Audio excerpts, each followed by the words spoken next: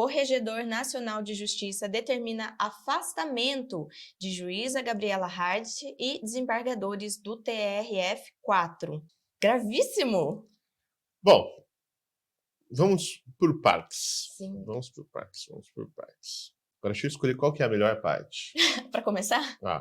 Bom, obviamente a Operação Lava Jato teve uma série de problemas e cometeu uma série de abusos. Isso que nós vemos hoje, né, esse vício que os tribunais têm de atuar em parceria com a mídia, vazar coisas para a imprensa, para justificar ações posteriores, foi criado pelo senhor Sérgio Moro, pelo Dallagnol.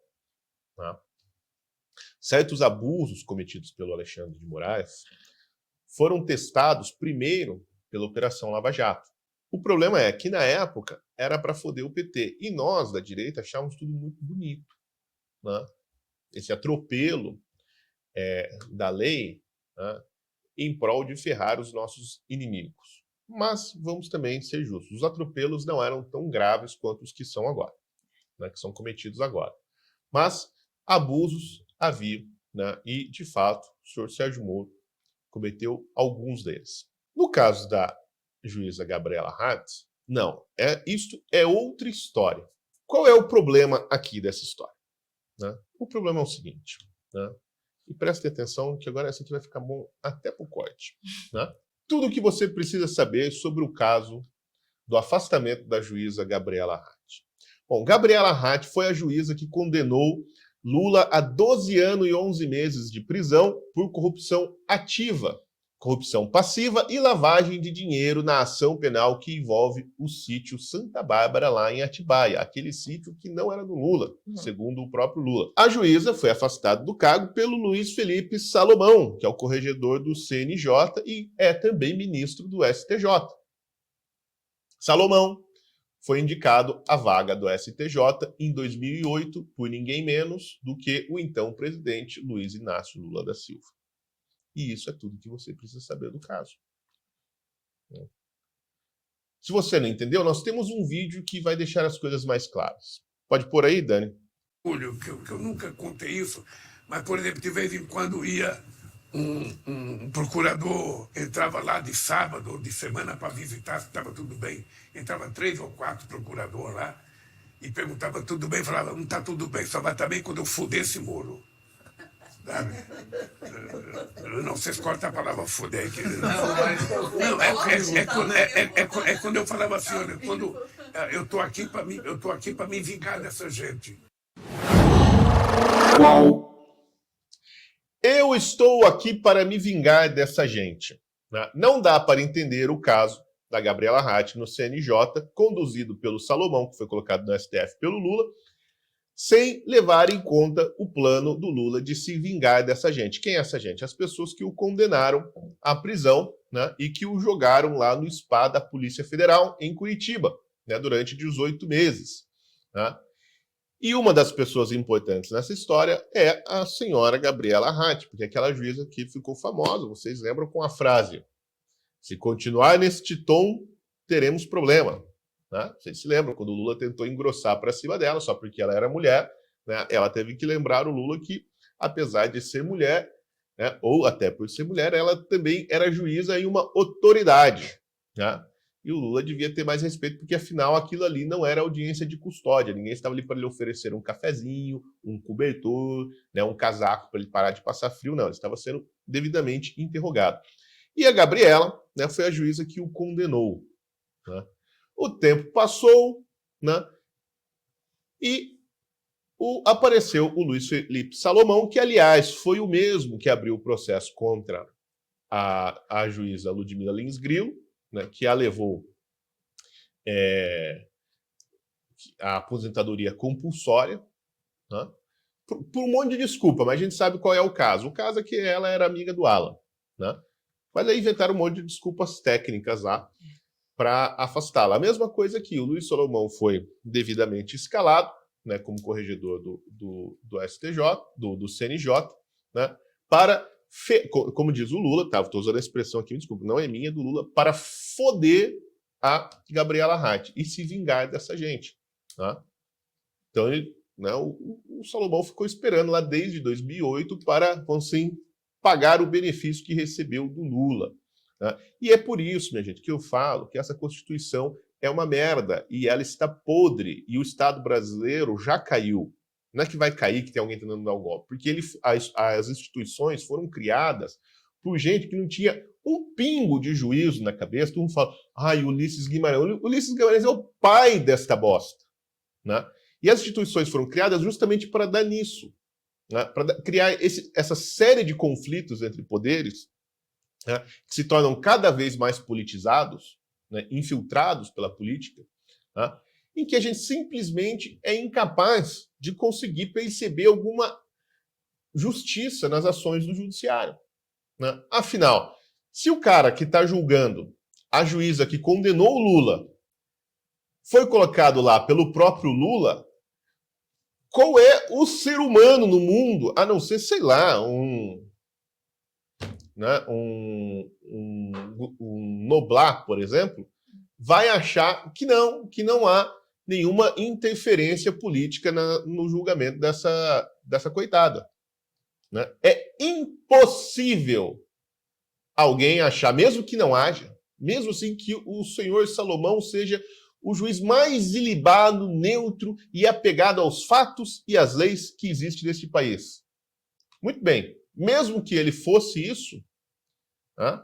Mesmo que ele seja isso, é impossível não se pensar que há uma influência política e ideológica clara envolvendo esse julgamento e que ele está lá pagando o benefício recebido por Lula ter colocado no STJ.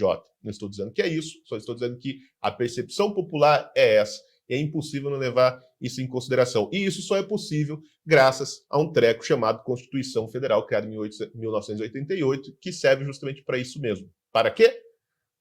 Sabe para que serve? Para permitir que as elites permaneçam no poder, fodendo o povo. É só para isso. É a Constituição. Todo mundo vai falar, é a Constituição dos pobres. Não, é a Constituição mais elitista que já foi criada. Ela só serve para preservação da oligarquia no poder. Tá? Por isso que ela é uma porcaria mesmo. Tá? Então, é isso que está acontecendo. Né?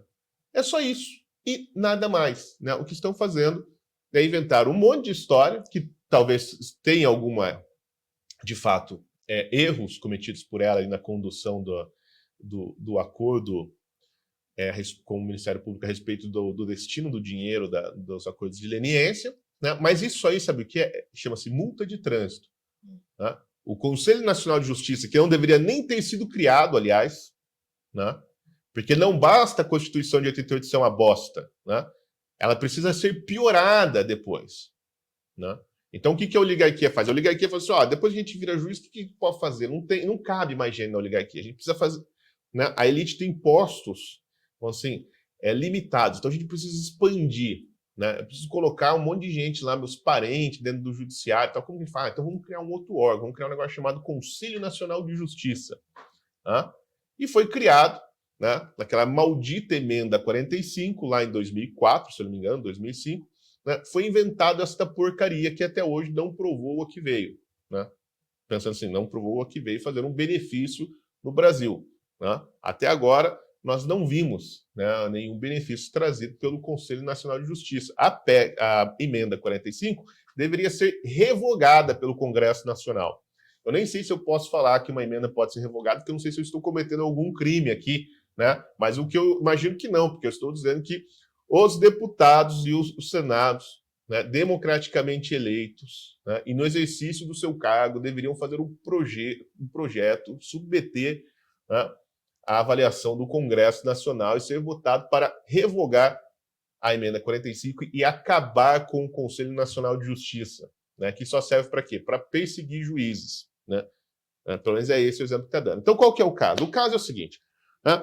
A acusação formal, resumindo, é assim, a Gabriela Hart foi lá, né, o Ministério Público falou, a gente tem que fazer um negócio, porque vai receber esse dinheirão aí dos acordos de leniência, que são bilhões e bilhões de reais das empresas que roubaram o Brasil, junto com o PT, aliás, que o próprio Salomão reconhece na denúncia, no parecer que o escritório dele, o gabinete dele vazou para a imprensa só uns pedacinhos, né, que provavelmente ele deve revelar hoje o inteiro teor da denúncia contra ela, mas ele vazou uns pedacinhos para dar essa impressão absurda, cínica, né, e estapafúrdia de que a Operação Lava Jato é mais criminosa do que o conluio entre empreiteiras, empresários e o PT para roubar o Brasil. Porque é isso que se deduz quando se lê as matérias em que estão lá vazados os trechos do despacho do Salomão. De que a Lava Jato foi um negócio muito mais criminoso do que a operação comandada pelo seu José Dirceu, pelo Lula, em cima da Petrobras, e junto com a Odebrecht e as outras empreiteiras, outras empresas que estiveram envolvidas nesse esquema de corrupção que ele fala ainda. Foi um dos maiores do Brasil. Não foi um dos maiores do Brasil, Salomão. Foi o maior do Brasil. Então, o que eu falei? Olha, qual que é o negócio? Existe lá uma normativa qualquer lá dentro do CNJ que diz assim, quando você faz um acordo desse leniense, o dinheiro tem que cair numa conta. Beleza. O que o Ministério Público queria? Que o dinheiro caísse todo numa conta só. Então, assim, fiz um acordo com a Odebrecht, fiz um acordo com a Camargo Correia, fiz um acordo com não sei quem, então esse dinheiro vai cair tudo numa conta. E eles queriam usar esse dinheiro para criar uma fundação de combate à corrupção, que é uma ideia de retardado mental. Esse dinheiro, obviamente, deveria ir para o Tesouro Nacional. Então, assim, é uma ideia imbecil do Dallagnol e de outros promotores da Lava Jato que estavam mesmo querendo pegar esse dinheiro para fazer política. Se promover e depois sair candidato, como é o que ele acabou fazendo. Então, assim, a ideia, de fato, era uma ideia estúpida. E aí foi homologado por ela, porque o dinheiro tinha que, cada acordo tinha que ter a sua conta própria, onde esse dinheiro deveria cair, e esses acordos de leniência, na verdade, ninguém sabe o que é para fazer com o dinheiro, não é claro isso. Então, assim, foi feito um arranjo meio nas coxas, e ela homologou lá que o dinheiro caísse tudo na mesma conta. Depois isso aí foi cancelado e acabou não dando em nada. E até hoje a gente não sabe exatamente onde está esse dinheiro. Mas, assim, ninguém roubou o dinheiro, Ela não desviou, que eles falam, desvio do dinheiro. O dinheiro não foi desviado para ninguém. Ninguém ficou rico com esse negócio. Nada aconteceu. Assim, foi um problema burocrático. Vamos receber esse dinheiro, vamos pôr em qual? Vamos pôr tudo numa conta só, vamos pôr em conta separada. Ia ser toda a discussão. E pode ter certeza, vão caçá-la, vão aposentá-la compulsoriamente por causa disso. E aquele projeto que o Dino enfiou no Senado para acabar com a aposentadoria de juízes aposentados compulsoriamente, O Dino fez isso. O Dino fez isso. Esse projeto que o Dino saiu do Ministério da Justiça, entrou no Senado e protocolou esse projeto. Era para quê? Eu falei isso aqui no programa. Esse projeto tinha um alvo específico, Gabriela Hart, porque ela não pode ser aposentada e continuar recebendo o salário dela de juíza, como todos os juízes condenados no Brasil recebem. Condenados afastados pelo CNJ. Como todos os juízes recebem. Não, ela tem que, como diz o Lula, ela tem que se foder, porque isso não é justiça, é um projeto de vingança, que passa por isso, arrancar também dela os meios de subsistência. Eu acho que esse negócio aí também tem que ser revisto, porque se um juiz foi afastado por corrupção, por alguma ilegalidade, obviamente ele não pode ficar recebendo a aposentadoria compulsória.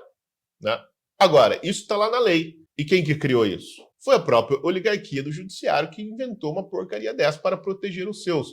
Mas o que acontece? A Gabriela Hart não é mais um dos seus, entendeu? Porque ela ferrou o esquema. Foi uma das pessoas que ferrou o esquema. Então, é óbvio que isso é um projeto de vingança. Porque mesmo com os problemas, os erros que teve no judiciário, a corregedoria tem o papel de ir lá e corrigir, desfazer, falar, é verdade e tal, e até aproveitar a ocasião para criar uma normativa para isso. Um caminho certo de como resolver esse tipo de questão. Mas não, o que eles querem é a cabeça da Gabriela, da juíza. Por quê? Porque foi ela que condenou o Lula. Não só condenou, ela humilhou o Lula publicamente. Porque nem o Sérgio Moro, com aquela falta de bolas que lhe é típica, com aquela vozinha de marreco e com aquele comportamento emasculado dele, conseguiu colocar o Lula contra a parede como ela fez. Eu estou falando do ponto de vista estético mesmo, assim, não estou falando do ponto de vista jurídico. Todo mundo adorou o que a Gabriela Hart fez com o Lula.